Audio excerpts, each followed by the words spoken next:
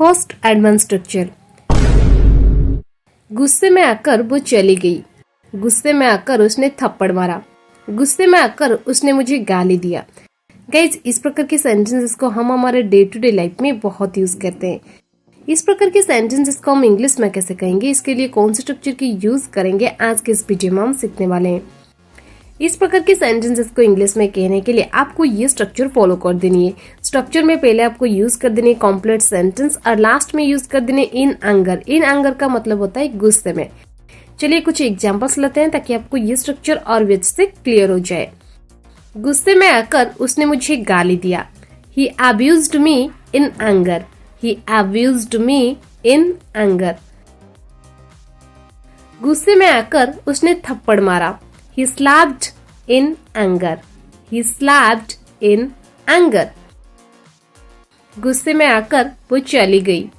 She went in anger. She went in anger. गुस्से में आकर मैंने उसे बोला। I spoke him in anger. I spoke him in anger. Second advance structure. चलो मैं तुम्हें कुछ दिखाता हूँ। चलो मैं तुम्हारे लिए कुछ लाता हूँ। चलो मैं तुम्हें बताता हूँ।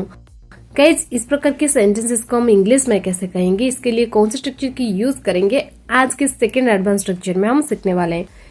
इस प्रकार के सेंटेंसेस को इंग्लिश में कहने के लिए आपको ये स्ट्रक्चर फॉलो कर देनी है। स्ट्रक्चर में पहले आपको यूज कर देनी है लेट मी। लेट मी के बाद आपको यूज कर देनी है वर्ब की फर्स्ट फॉर्म और लास्ट में ऑब्जेक्ट। चलिए कुछ एग्जांपल्स देखते हैं ताकि आपको ये स्ट्रक्चर और भी अच्छे से क्लियर हो जाए। चलो मैं तुम्हें कुछ दिखाता हूँ। Let me show you something. Let me show you something. चलो मैं तुम्हें बताता हूँ। Let me tell you. Let me tell you. चलो मैं तुम्हारे लिए कुछ लाता हूँ। Let me bring something for you. Let me bring something for you.